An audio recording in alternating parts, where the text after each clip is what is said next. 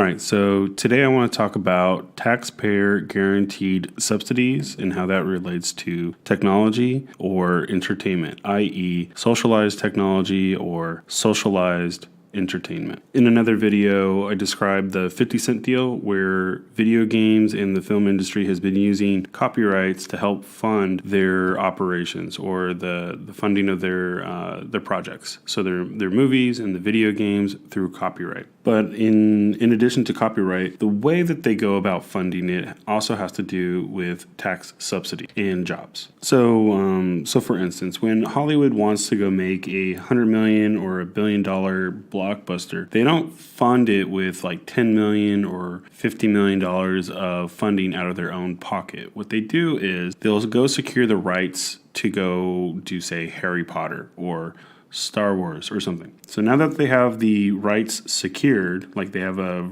contractual agreement with, say, George Lucas for Star Wars or a J.K. Rowling's for Harry Potter, then what like a studio head would do, or a studio like Disney or Warner Brothers or Paramount, somebody like that, Viacom, they'll go talk to the bankers and they'll say, hey, we got this movie coming up. We think it might be $100 million box office plus residuals in derivative products like made for TV, merchandising, all that stuff that goes with the 50-cent deal. So in order to get the production going, what we need to do is raise some initial startup capital. And the bankers might say, like, don't you have capital? Didn't you make a bunch of money off of the Avengers or Star Wars or X-Men or whatever the last set of movies were? And they're like, yeah, we did, but we don't like to use our own capital. And if we do, we want to leverage our capital. So we want to make sure that we have enough people involved that we can actually get this thing funded all the way through nonstop. And then the banker's like, well, who do you have assigned to this movie? And so then they might start going through the different directors that they have already talked to or have worked with in the past. And then they might start spitballing some names. And then, the bankers might, pique interest depending on if it's a Spielberg movie versus some unknown director, or they're like, well, how much did Spielberg produce in his last couple movies? And they would take that number and they would consider it. They might take like an up-and-coming director and they would say, well, how much did he make off of his last couple of movies? And there would be a dollar figure associated with that. So they would compare the new guy to, say, Spielberg, and they would go like, I would rather have Spielberg do it, but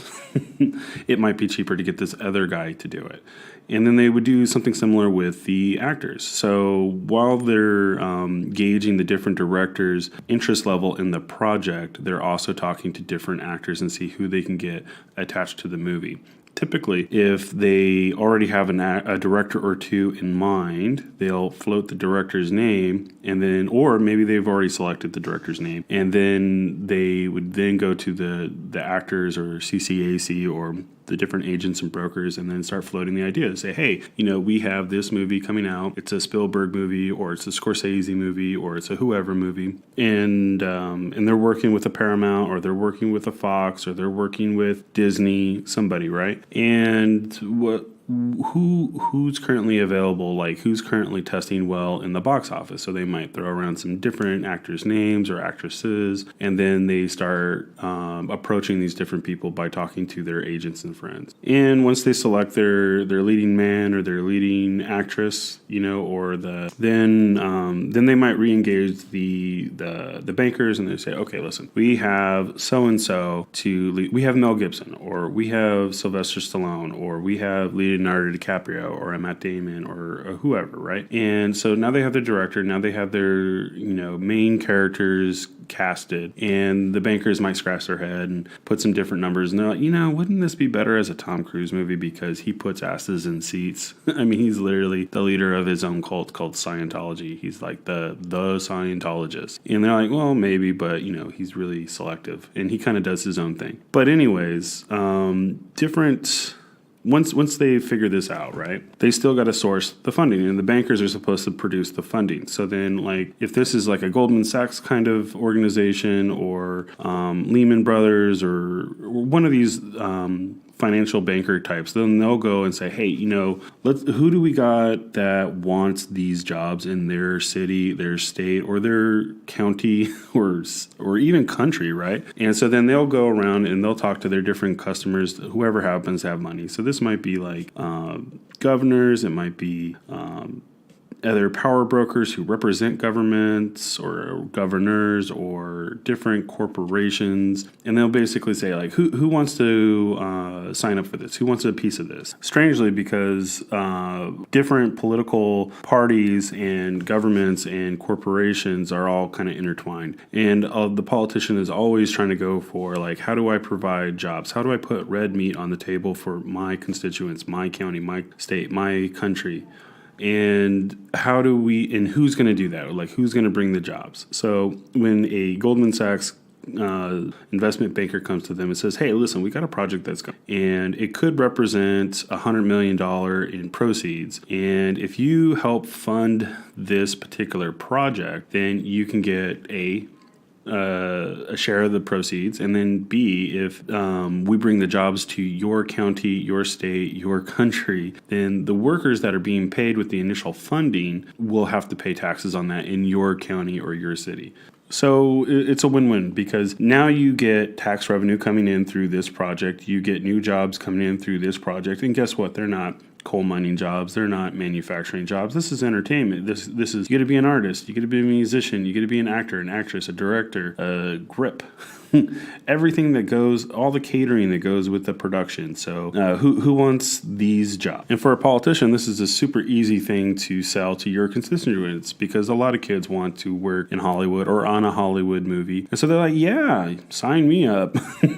I would love to go to my district and politic and say, I'm bringing this job, Lord of the Rings, or Godfather, or Goodfellas, or Star Wars, or Star Trek, or pick a movie, put it here. Hey, I like Iron Man. Bring Iron Man. Let's. So then they get a bidding war on each different title or project, and then they try to figure out like, where in the world is this project going to go?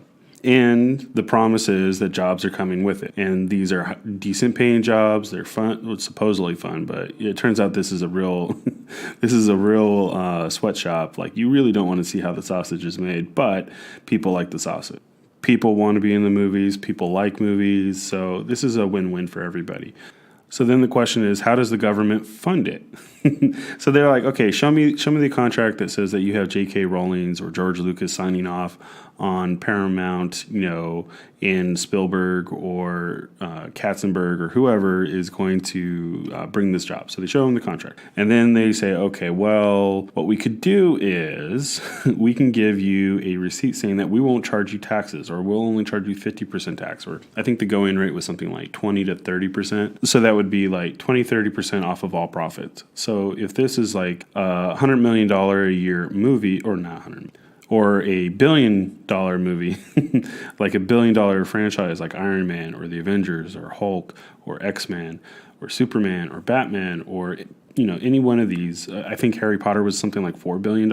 So like, who gets to charge them taxes, and who gets to who gets the jobs, right? And then those jobs are going to pay taxes. Any monies that the movie franchise makes is going to get charged taxes to the studio. And then it creates an interesting quagmire, because you're like, yeah, right, who's charging taxes to who exactly?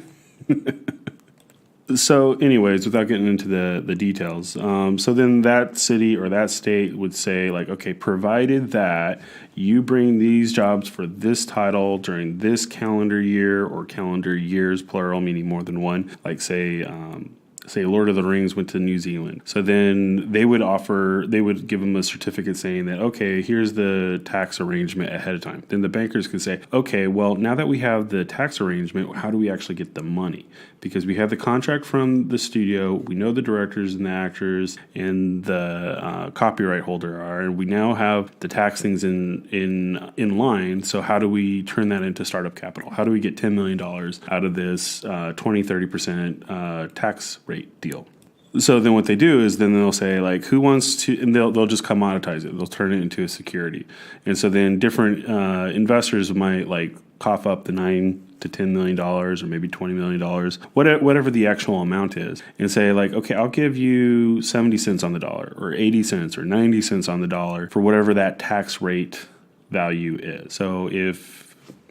So say like Iron Man makes or Harry Potter makes somewhere between $100 and $1 billion. The last couple box offices were, 500 million, 900 million, a billion plus. And then that's not even counting residuals. So they're like, oh, okay, so I'll buy in on Harry Potter, or I'll buy in on whatever. So then the bank raises the 10 million bucks. Then the bank, because it's a bank, is allowed to leverage the deposited money multiple times. Like I think it's like 10 or 20 times. So now they're able to say, okay, well this $10 million multiplied by 10 is $100 million. So I'll just issue a security for in the amount of $100 million. So $90 million was just created. And in addition to the $10 million just raised from private capital. So now they have roughly $10 million cash plus a $90 million note, i.e. $100 billion. They would then give that to the said studio to execute on it and say, okay, so here's 10 million startup cash and you have a credit of $90 million. Therefore, you have a $100 billion budget. You don't take it all in upfront in a lump sum. You start off with the startup cash. You get things rolling. You secure contracts. You secure locations. You secure, different unions to do their part, whatever, and grease however many hands you got to grease to get this production rolling, because there's $90 million that's about to be spent. And don't fuck up. And again, this is $100 million chasing $1 billion payday with residuals that could exceed $1 billion. And it's typical because they're going to put a lot of marketing into, like, say, Iron Man or Harry Potter or Star Wars, whatever, that there should be the residuals. There should be, like the video game to go with it to piggyback on those marketing dollars being spent. So, and there should be merchandising. So they'll go and start talking to, so they'll go talk to Electronic Arts, Activision, Blizzard, Take-Two Entertainment, and just try to get a bidding war going to see who's going to do the 50-cent deal with them. And while they're talking to a Hasbro or a Lego or whoever, to start the merchandising talks. And then, they'll also go talk to the different TV studios to see if there's any TV rights, or they can option out some TV rights. So this is what they call optionality. Like, everything's an option. It depends on who bites and for how much and what the terms are. So everything is like a bet on the future, or i.e. futures, that in the form of an option that you can get a project going. Some guys are going to short it. Some guys are going to go along or play along, however you want to describe it. There's many investing terms for this, but essentially they're going to try to option out all the different ways to monetize project, but they're also using taxpayer subsidies as the startup capital, or to spur the startup capital or investment, so that then they can leverage it. So like before the product is even started, the project is even started, they're doing a lot of high stakes gambling. And in a previous video, this is what I was calling the 50-cent deal. The interesting thing is that because you're promising jobs and you're working with taxpayer subsidies or guarantees, then you actually have to show up and deliver, right? The production, say like you promised, say Canada jobs, and you're Disney. And so then you might go put an animation studio in Canada.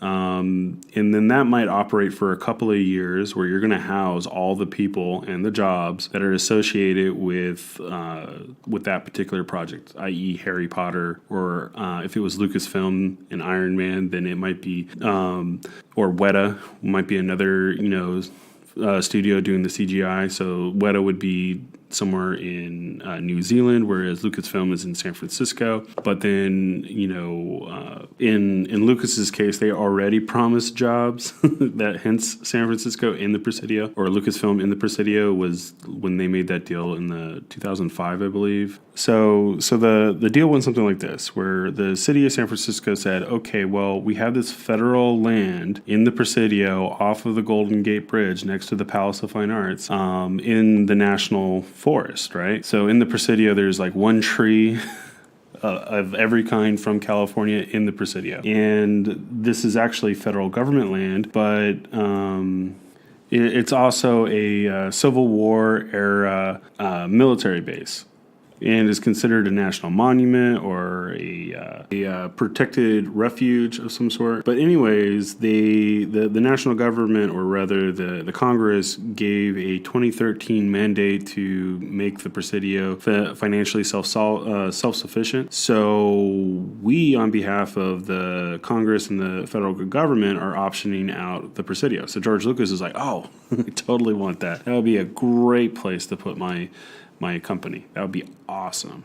But the city was taking bids as to who gets this land, and since it's a national monument, or protected land, they were also saying like, well, okay, you have to let the Presidio be open to the public, and they have to be able to tour the forest and all that sort of stuff. So whatever goes here. Oh, and by the way, you can't tear down the military base because that's also protected. So whoever comes here has to bring jobs. Number one. Number two, in order to fulfill the mandate of it being self-sufficient or self-funding. But two, you can't destroy anything. If anything, you can only build or improve the land, and it's going to be a giant bureaucratic process where we have to approve of what you do on this land. And because it's a national monument, there's a term limit. So you can only have this for 99 years. So whoever gets the lease, you don't get to buy the land. You can lease it, and that's more than what one human lifetime should be. So that's why legally you can't make a deal that's longer than 99 years. So at least with the corporation. So we'll lease out this land for 99 years, but whoever takes it has to bring jobs. Sound fair? And pay taxes, by the way.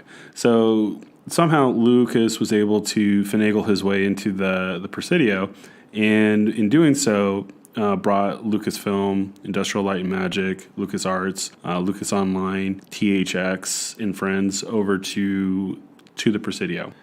It was funny because when I was working there, like they would always say like, "Hey, this is federal land. If you litter here, that's your ass. You're going to jail, buddy. Like this isn't go to county or city jail. This is like federal prison sort of stuff, and they don't mess around." And so you're like, "Huh, really? That's strange."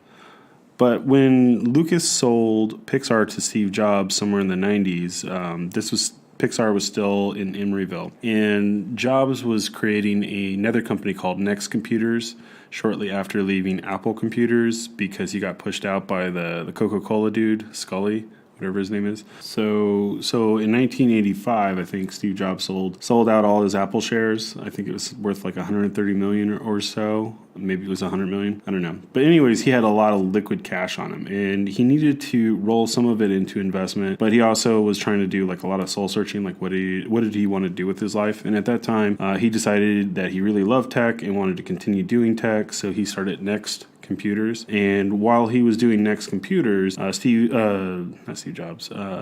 George Lucas was going through a divorce, and so in order to pay off his wife without cratering his company, he decided to sell off Pixar, the research film that didn't make that much money, but had some really promising technology. So he decided to sell Pixar, and he was shopping it around, and I'm not sure how he came about Steve Jobs, but summoned Steve Jobs to go to Lucasfilm over in Marin and showed him Pixar. And apparently Jobs would recount this story as something like, oh, it was like going to Xerox PARC all over again, except instead of seeing a GUI, a graphical user interface, or networked computers or object-oriented programming, I'm seeing the picture imagination machine, i.e. Pixar. Like, how do you take your imagination and make film out of it? So the picture imagination machine was Pixar. And apparently he decides to buy it for $5 million, and Pixar was already based in Emeryville, whereas Next Computers was headquartered in Redwood City, so on the other side of the bay.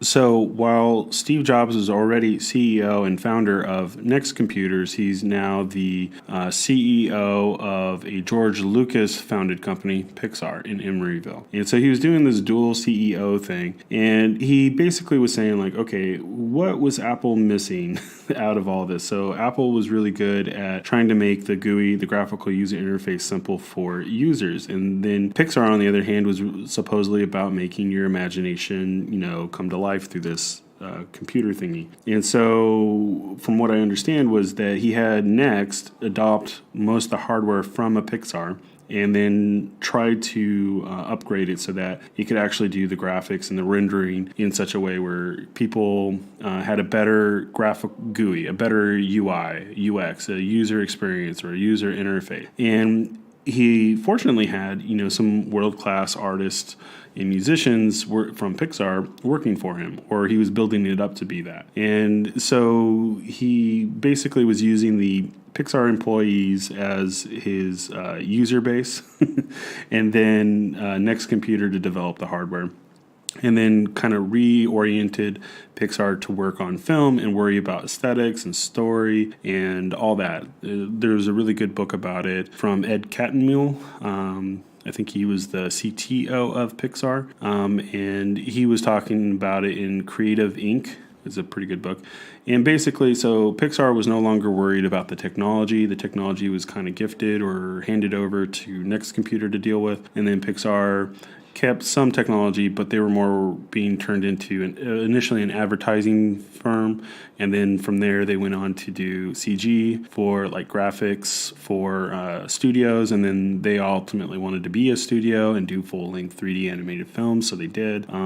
There's a long story about that, and they had a pretty good distribution deal with Disney for that. And while all this was going down, Apple Computer, run by Scully, was being driven into the ground. So they swapped out CEOs a couple of times. Apple basically stopped innovating, and they still had a lot of market share, but they were getting crushed by Microsoft. I believe it was like Microsoft had somewhere in the 90s took like 99% of the market to be PC oriented, and there was a big feud between Apple and Adobe at the time. But anyways, the CEOs of Apple couldn't revive it or bring back that kind of innovative creative fire that it once had under a Steve Jobs or a Steve Wozniak.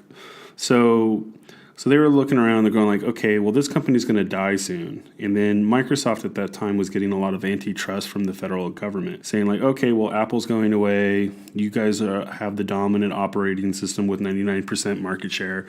This looks like a monopoly, so we're going to break you up, right? So Microsoft, deathly not afraid, but like fighting with the government and going like, this is bad for business. Like this whole fighting with the U.S. government is horrible. So how do we get out of this, right? And one of the solutions that came up, I'm not sure how it emerged, was that they needed a competitor. So they thought, well, we should revive Apple. And strangely enough, Apple was like, yeah, we should totally be revived. We could use $2 billion for that revival. What do you say? And they're like, well, not under your current CEOs. And we need somebody from the Apple side was saying, we need somebody who's going to actually bring this back into an innovative, creative sort of thing. And at that time, Toy Story had hit really big. So Pixar looked like a big success. They were using Next Computers. Next Computers looked like they were doing really well. Maybe they didn't penetrate the PC market, but they were definitely doing some innovative technology demonstrated by at Pixar. So Apple, in all their infinite wisdom, decided like, well, maybe we should just buy Steve Jobs' Next Computer back, right? Like, let's bring Steve Jobs back. Let's make him the interim CEO. And let's also try and figure out this revival thing with Microsoft and friends. Oh, and by the way, your MacBook today is origins come from Next Computer and Pixar. That was like some of the first changes Steve Jobs made at Apple when he became the interim CEO, along with getting off of the IBM processor onto the Intel one. So the iMac, the iPhone, the iPod all have their origins from Next Computer and Pixar. It might not have gone down in that particular order, but essentially that's what happened. So Steve Jobs now finds himself as CEO of Apple in the middle of a turnaround project, or what do they call that in the NBA thing? Anyway, so a turnaround, right? And somewhere in that process, he's talking to Microsoft and Bill Gates, who he knows from the Xerox days, and they strike a deal for like $2 billion. That way, Microsoft is no longer a monopoly Apple can help Microsoft or make Microsoft appear to be part of a duopoly. In return, Microsoft's just said, okay, well, instead of Safari as your default browser, please make it IE because we think this internet thing is going to be a big deal. So we want IE to be the portal into the internet. You can still have Safari, but we want IE as our default browser. And Jobs is like, okay, well, whatever. Give me the $2 billion. Let's go talk to the government. Let's see if they'll accept this as a thing.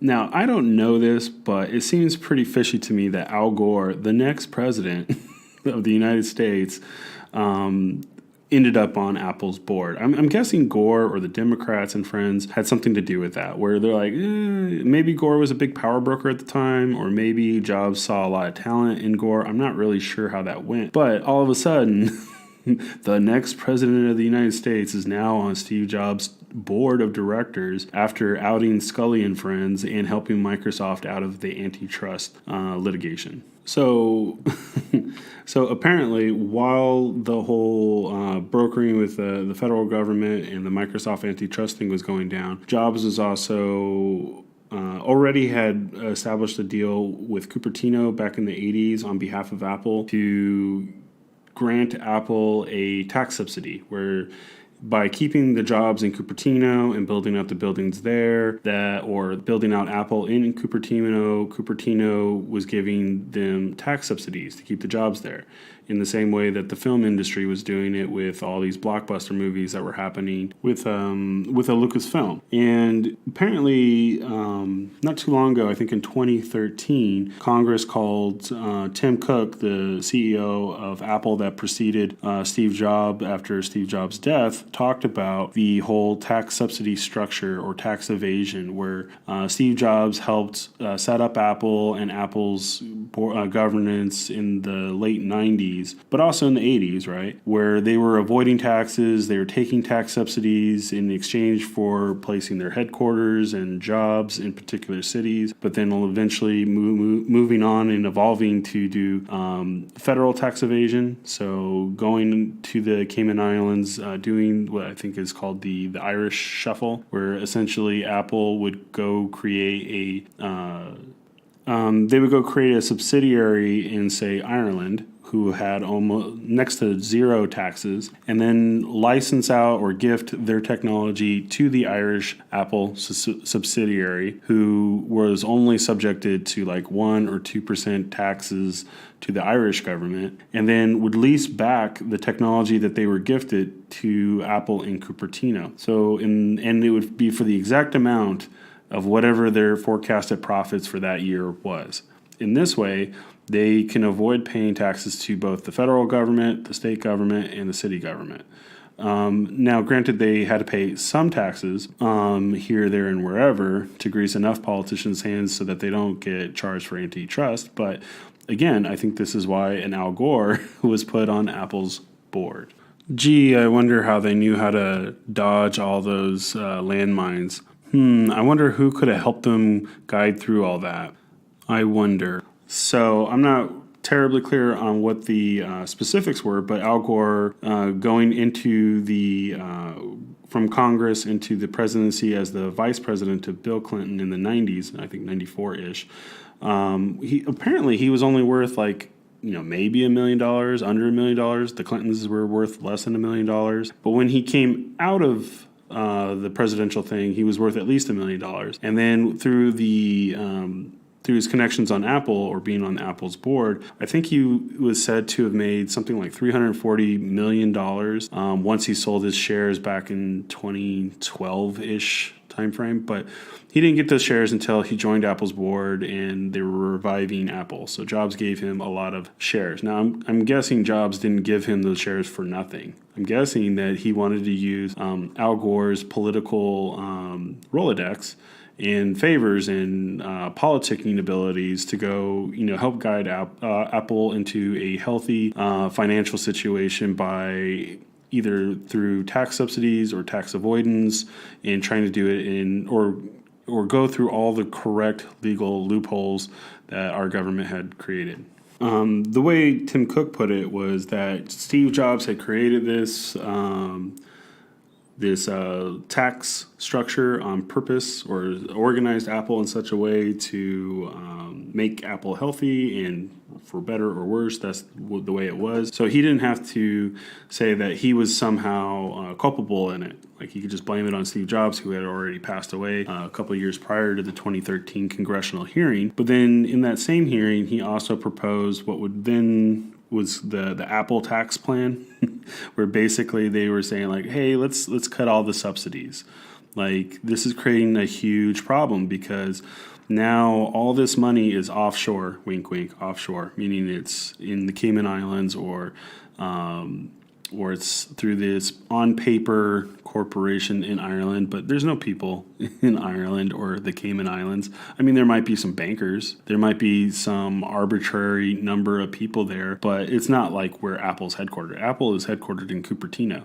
And so Tim Cook was saying, like, listen, if you don't want us to do all this tax avoidance, then we have to be competitive on the world market. At the time, he was referring to China, and how China was cheaper to manufacture iPhones or Apple products in China. And China was doing all this rigmarole, like, depreciating their currency to make their labor appear to be cheaper than American labor, having substantially less tax burdens on corporations. So between labor and low taxes, China was a huge destination for globalists or manufacturers or industrialists to take their manufacturing needs abroad. Eventually, they were also getting undercut by South Korea and Japan and whatever. But, I think he was specifically referring to the fact that Apple was using Foxconn as their manufacturing facility because of cheap labor, currency manipulation, and low taxes. So in order for America to be competitive, to bring Apple manufacturing jobs back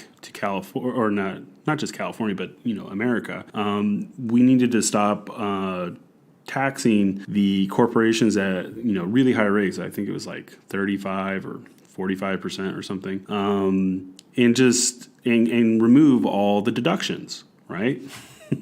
And that sounds simple, but like basically what people were doing, not just corporations, but people, right? When they would go buy a house, they would say, oh yeah, we're getting taxed at 35%, wink, wink. And then they would have air quotes, taxed at 35%. Then they would have their accountant go look at their income and their spending and go find everything that they can deduct. Everything from federal subsidies for, say, property. So if you were in California or New York and you had a house that maxed out a standard conforming loan of $750,000, there's a lot of interest being paid on that. And so they had created a loophole where you're able to deduct the interest paid on your primary residency through your federal taxes. So then that means that when you make a mortgage payment and you're paying, the majority of your payment is interest, you can write that off from your federal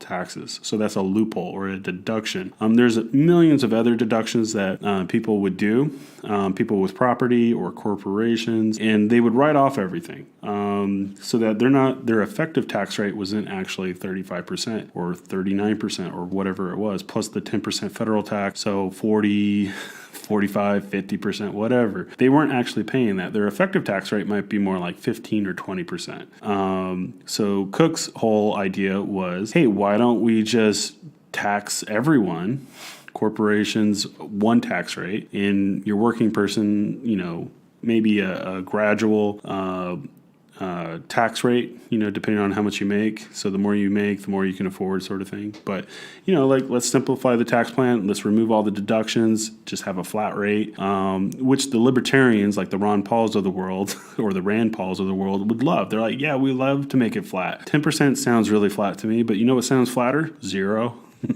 Let's have a flat 0% tax rate. But Cook was saying, well, we still have to pay some taxes. And, the reason why we were doing all this tax avoidance, because if we didn't, we wouldn't be able to compete. So we had to do it. And therefore, if you want to level the playing field, we just remove all the deductions so nobody's getting out of this, right? Therefore, everyone can afford to pay less. And if the effective tax rate was 20%, let's call it 20%. or 15% or whatever the actual number was. Right? So there's a story, right, where a politician gets up in front of a group of people and says, "Hey, we want free education," right? And then everyone claps. And then he might say, like, "We want free medical. Medical is a right. Healthcare is a right," and everyone claps. Yay! And then he says, "But we want jobs," and then everyone goes like, "Huh? We don't want jobs. What are you talking about? I want free shit. Give me free shit." And so, like, when a celebrity gets up on stage, or a CEO or a politician, like, and they're saying like, "Oh, we're gonna have all this free stuff," right? And the libertarian or the conservative is always going to say like, "So how are you going to pay for that? You're going to spend how many trillions of dollars on this? Like, how are you going to pay for that? We're already $20 trillion in debt. So how are you going to pay for more free education, more healthcare, which is, like a $4 trillion industry or something nuts. And by the way, we got like 3 or 4 wars going on. Like, how are you going to pay for all this? And by the way, you're an actor, you're a politician, you're a whatever. Like, I know you can't count that high. Like, can you count to 20 trillion? I don't even think you can count to 1 billion. I know you're not that good at math. So it's very popular for a celebrity or a politician or a CEO to get up there and say, "You know what, we're just going to increase taxes. We're going to increase taxes," and this is how they virtue signal, because they're saying like, "I'm going to get taxed more because I make a lot of money," right? Because of the graduated taxing scheme. "Look how generous I am. I'm willing to vote against my own interests. You should too," right? So I'm going to vote for higher taxes, and I'm going to tax myself more money on behalf of the poor people, right? So this is the Robin Hood, robbing the rich to pay the poor sort of thing, and this is a virtue somehow. And if you don't agree with me, you're a racist, bigoted, homophobic, sexist, misogynist, whatever, Harvey Weinstein style. You're just going to guilt the other person into trying to agree with you. And then the other person is like, "What? No." And then what do? They go get their accountants to go look at every deduction possible and try to get their effective tax rate down from 35 or 45% down to 20% or 15% or even 0. In some cases, even negative, meaning that if they go start a company, so now they're acting like a company, right? And they're pretending to have like some production company of some sort, but really it's like an actor or just some shell company that they're using for tax reasons as a tax haven or shelter. And then they would go exploit all the tax loopholes and all the deductions in order to avoid taxes. So on one hand, from a public reputation perspective, they look like that they're this, very charitable, self-deprecating, famous rich guy, to being like, a tax avoider. I mean, this is what they got Al Capone was for tax evasion. This is why you see like a Bill Maher on Real Time with HBO is constantly going up there and say like, "We should increase taxes. It's not a big deal." Or he might invite like a Michael Moore, who's worth like $50 million, owns a small company or production company, and he'll get up there and he'll say, "Oh, we should totally raise taxes and we need to do all this social good, welfare, blah, blah, blah," whatever thing. And then they go off and start demonizing their opposition and saying, "Oh, the Republicans are these rich assholes," right? And they don't want to share anything with anyone. Meanwhile, they're, writing off all their taxes. They own like multiple houses. They're writing off all the interest payments, if any. I mean, they don't even pay cash for these places. They still borrow, leverage their money, and try to do all the tax write-offs, just like a corporation or whatever. Maybe the house isn't even in their name. Maybe it's in their corporation's name. Maybe their car is not even in their name. It's in their corporation's. They own 100% of the stock. And that's why they're able to just go on TV and, virtue signal all day and say, "Oh, yeah, we should totally raise taxes. I'm not going to pay any, but we should totally raise it because I get a lot of applause when I do that." So this is why Cook was saying, like, let's cut the shit, right? Let's just charge a tax rate. One for corporate, one for income, one for equities, and no loopholes, no deductions. So everything is just a percentage of what you make. And that keeps everything simple, keeps the government funded, and it kills celebrities' desire to virtue signal and get a bunch of cheap claps or sell cheap movies like Michael Moore style. To be honest, that's why I kind of respect what Cook is saying. Like Apple's trying to walk the walk. They're like, instead of virtue signal, let's solve the problem. And then Trump comes right behind him and does it. And the left flips the fuck out. It would also eliminate the need for this grand shell game that we've been doing, where there's all this offshore money in offshore subsidiaries in Apple's name. So it's like Irish Apple or Irish Facebook or Irish Google and friends, right? Chris Sacca from Google, he was a lawyer, and he kept talking about how Google kept setting up all kinds of shell corporations for a couple of reasons. One was tax avoidance. The other was to throw Microsoft and friends off of what Google was actually doing, i.e. buying data centers, buying CDNs, in order to make Google's search business more profitable or faster. But it also prevented Microsoft from seeing how much money Google was actually making, while they were simultaneously making it hard for the government to see how much money Google was actually making. So they were playing a shell game too. So it's not unique to Apple. It's not unique to celebrities or Hollywood. It's all of Silicon Valley. It's all of Hollywood. It's all of Wall Street. It's all of government. They're all in on it. The people who aren't in on it are your everyday working Joes, right? Like, they're the ones that are getting slammed with all the taxes, because somebody has to pay the taxes. Somebody has to pay for the Marines and all those fancy ships. Half of it's paid through inflation. The other half is paid through taxes. And everyone knows it, right? So there's this, think about it. If the celebrities or the corporations or the politicians or whoever were really that worried about taking care of the little guy or helping the people, there was nothing stopping them from just writing a check to the government, right? Like, they could just easily Bill Maher wrote $1 million check to Obama's super PAC. Okay, well, that's nice. Why don't you write like $1 million check to the Treasury? You can do it at any time you want. You don't even have to wait for a vote, for any legislation to be proposed. You don't have to go grease anybody's hands. Just write a check, send it to the Treasury. I'm sure they'll take it. They'll cash it. They're like, good.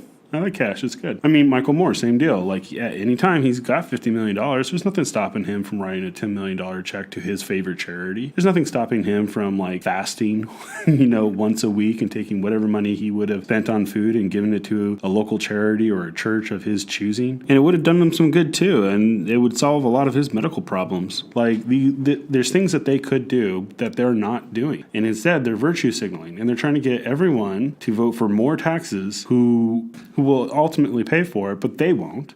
You will. That's why they keep advocating for higher taxes as long as there's equal number of deductions to go with it. I think this is also why people are very opposed to Trump's tax cuts in 2017 that are, or was it 2017 that are effective in 2018. So in 2019 will be the first year that you get to actually see if Tim Cook's Apple tax cut plan works, because essentially it's the same thing that Trump actually was trying to do. Like, he just picked up what Apple was saying, or Tim Cook in the congressional hearings was saying, make a flat tax, corporations, for people, for equities. He's very familiar with this as a real estate guy and somebody who owns lots of companies and therefore stocks and equities. So it's not like Trump is not aware of this. Like, he does the same corporate tax planning thing too. But what's pissing off the Wall Streeters or the other government officials, politicians in Hollywood or even Silicon Valley is that it's exposing the fraud.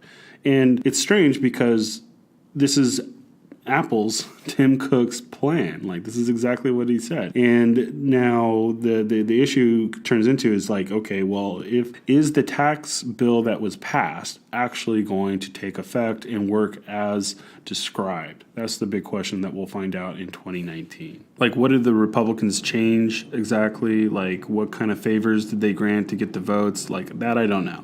It remains to be seen, but let's see what happens. In the meantime, California and New York and other coastal cities are going to have to go reevaluate how they are taxing at the state level, because they're going like, oh, wait, we were depending on all the homeowners to be able to write off from their federal taxes the property interest, for example, right? That's one of them. So Seattle had this great idea. They're like, oh, I know, we'll just charge Amazon, the other $1 trillion company, after the second $1 trillion company, Apple being the first $1 trillion company, we'll just charge them so much money per head, per employee, per job to subsidize our homeless people or to subsidize our liberal policies. California's like, that's a pretty good one. I like that one. And Apple's like, don't you dare.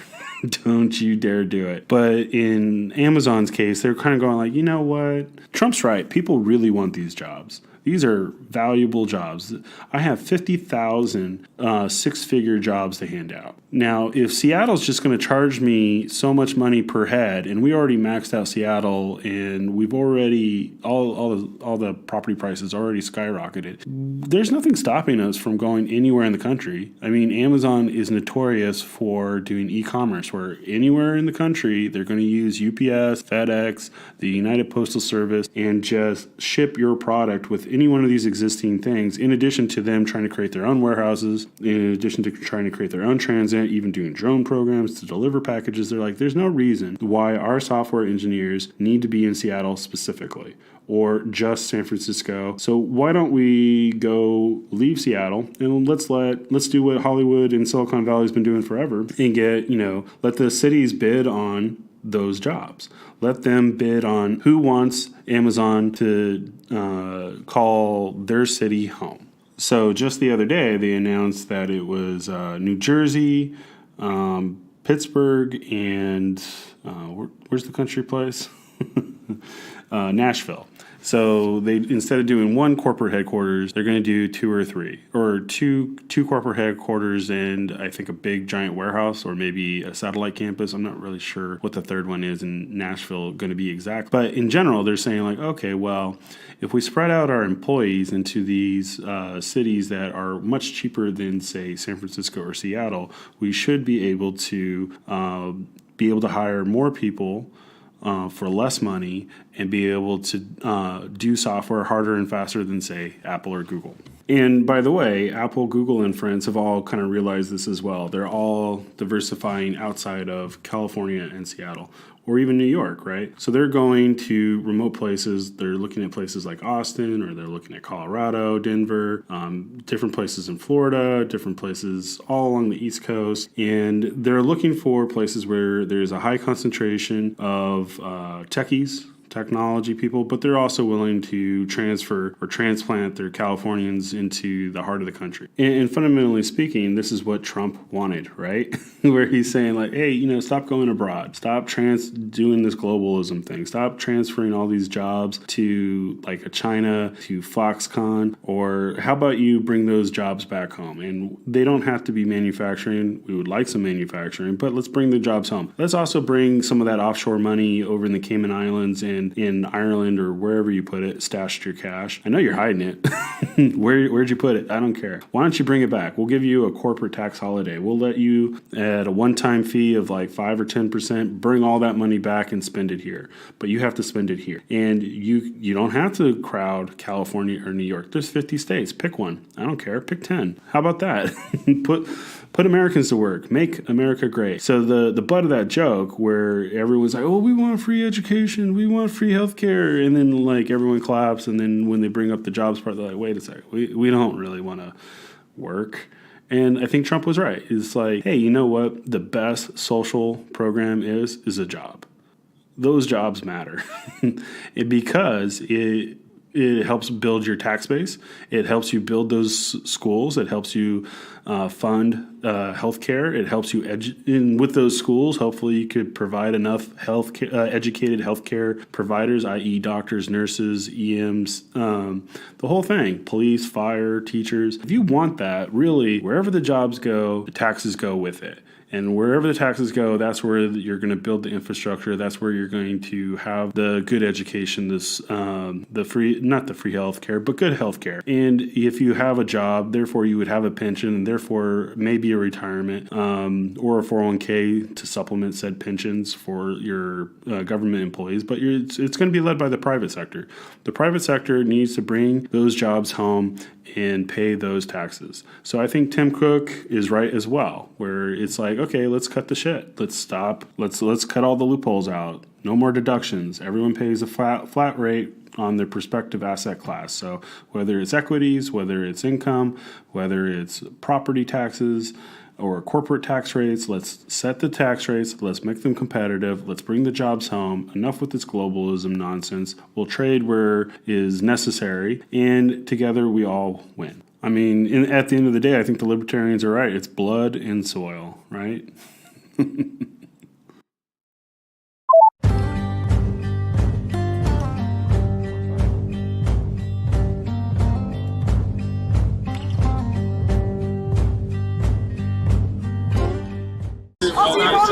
I'm legally a man, so you're transphobic, as I said earlier. Okay, well, alright, sorry, dude. Mama said that it was okay.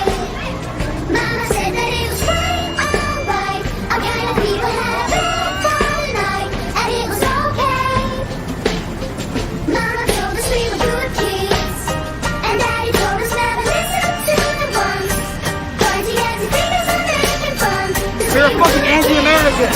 Can't hear you. Remember asking both my why we never travel to exotic lands. We only ever really visit friends. Nothing to tell when the summer ends. We never really went buying clothes. Folks were passing on the stuff in plenty loads. New shoes once a year and then out to play ball so we could ruin them. Mama said that it was okay. Mama said that it was fine, alright. Our kind of people had a bed for the night, and it was okay. Mama told us we were good kids, and Daddy told us never listen to the ones pointing nasty fingers and making fun. Cause we were good kids. Help this guy! Don't get me wrong, I didn't have it bad. I got enough loving from my mom and dad, but I don't think they really understood when I said that I wanted to deal in Hollywood. I told them I'd be singing on TV. The other kids were calling me a wannabe. The older kids, they started bugging me, but now they're all standing right in front of me. Mama said that it was okay. Mama said that it was quite alright. Our kind of people had a bed for the night, and it was I'm an anti-American. I don't think so. told us we were good kids, and Daddy told us never listen to the ones pointing nasty fingers and making fun. Cause we were good kids. I know which place I'm from. I know my home. Saying at least 15 When people I'm were in arrested doubt as and pro struggling, and anti-Trump that's where I demonstrators go. clash in An Berkeley. old friend can give advice when new friends only know a half story. That's why I always keep them tight, and why I'm okay. You stupid bastard. Okay. I'm a fucking patriot. You know what she told me? My mama said that it was okay. My mama said that it was quite alright. Our kind of people had a bed for the night, and it was okay. Mama told us we were good kids, and Daddy told us never listen to the ones pointing nasty fingers and making fun. Cause we were good kids. And Mama said that it was okay.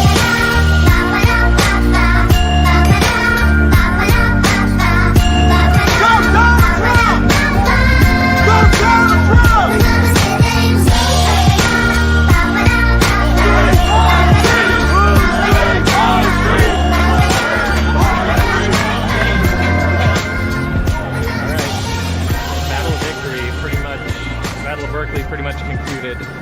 Free speech wins in our favor. Berkeley has been liberated.